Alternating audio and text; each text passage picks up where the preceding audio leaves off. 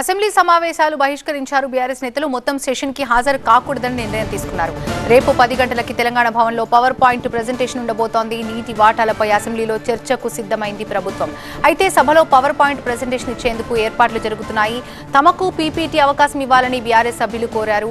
ఇవాళ అనూహ్యంగా సమావేశాలు బహిష్కరించాలని నిర్ణయించుకున్నారు. ఇవాళ మూసీపై చర్చలో కాంగ్రెస్ బీఆర్ఎస్ల మాటల యుద్ధం జరిగింది. కడుపులో విషం కమెంట్స్ పై బీఆర్ఎస్ నేతలు తీవ్ర అభ్యంతరం వ్యక్తం చేశారు.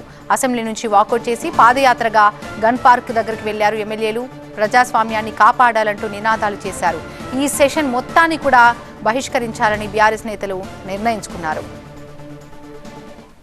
స్పీకర్ గారి పక్షపాత వైఖరికి నిరసనగా ఈ శాసనసభ ఈ సెషన్ ను బీఆర్ఎస్ పార్టీ బహిష్కరించాలని నిర్ణయం తీసుకున్నది.